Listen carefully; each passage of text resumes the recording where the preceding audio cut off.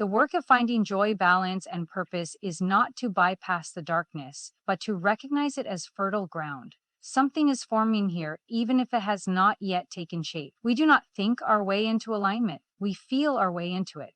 This concept of balance has always been a anomaly to me. It's a common struggle, and the guilt can feel overwhelming, but there's a powerful energetic shift that can help you overcome this feeling and embrace rest without remorse. And also understand that balance is a myth.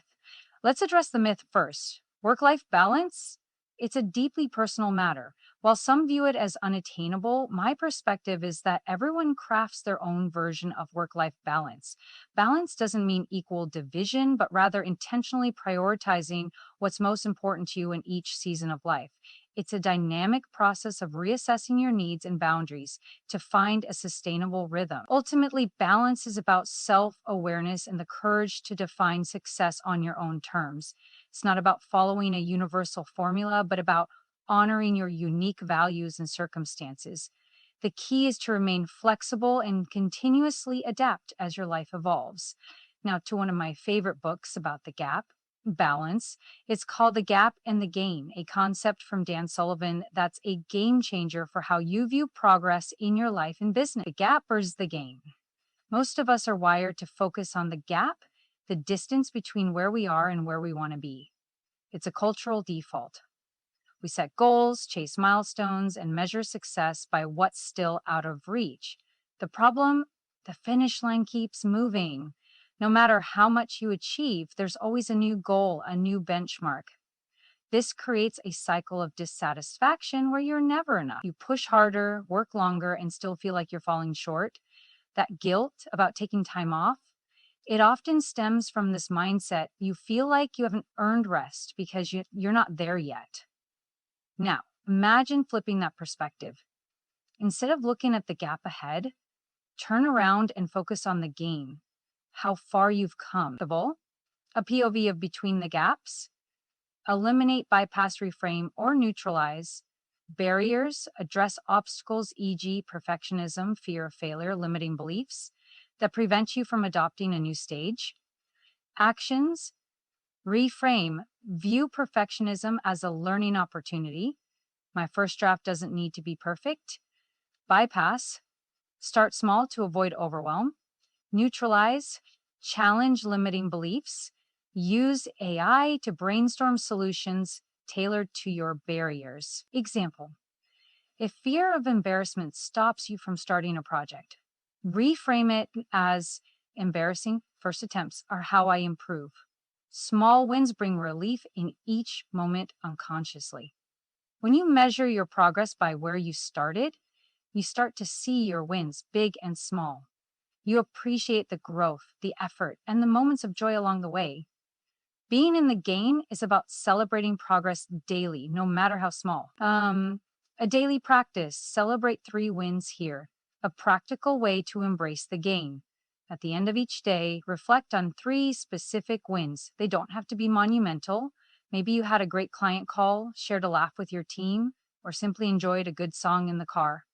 Even on tough days, there's something to celebrate. A moment of gratitude, a kind interaction, or a small step forward. By focusing on these wins, you train your brain to see progress, not perfection. This practice rewires how you approach your day. Stop when you still have energy. Another powerful idea comes from one of my favorite authors, Haruki Murakami. In his book, What I Talk About When I Talk About Running, he compares writing to running. He explains that he stops writing each day when he still has energy left. Why? So he wakes up eager to create again. This is a stark contrast to our culture's bigger, better, faster, more mentality, where we're taught to give everything we've got every single day. Pushing yourself to exhaustion creates a deficit. You start each day running on empty, which feels guilt about taking time to rest and recharge. Instead, try logging off when you still have a little fuel in the tank. This small act preserves your energy and sets you up for sustainable success. You'll wake up with more to give, and rest will feel like a natural part of the process, not a reward you have to earn. My own journey with guilt, I'll be honest, this was a big struggle for me.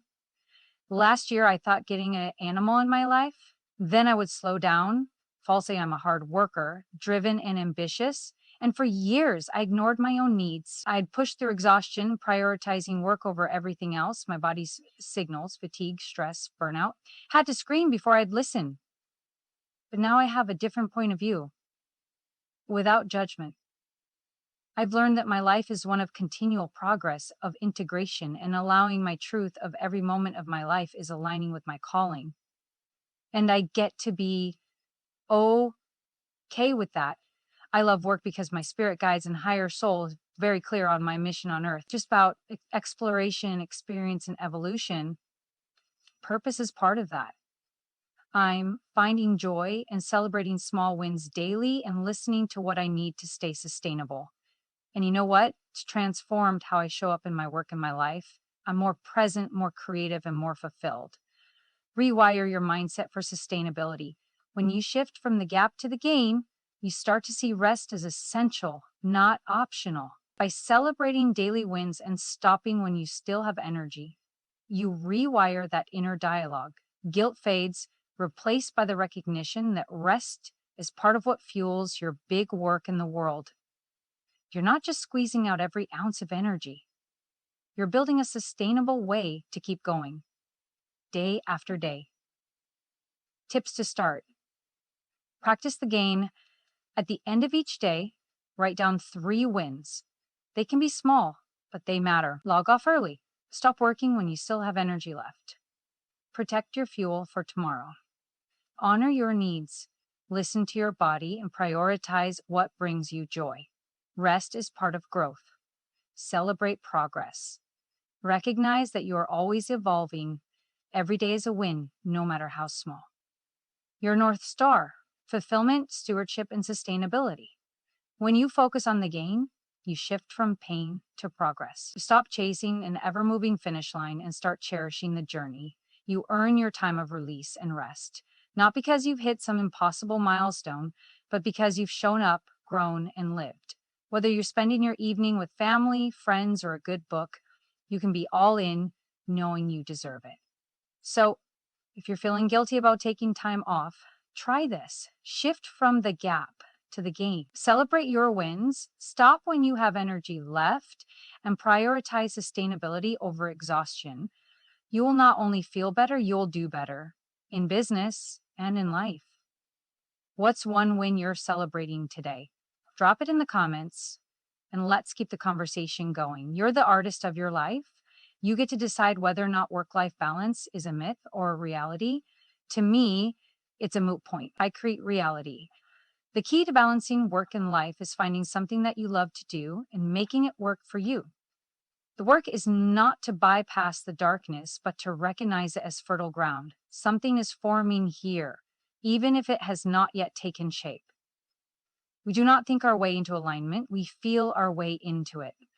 Emotion becomes the compass. The ache in your chest might be pointing toward what matters. The tension might be a boundary asking to be named. The joy might be revealing what is meant for you. The longing might be showing you what is real. These feelings are not distractions from your path. They are the path. If you are in the dark, you are not behind. You are not broken. You are not lost.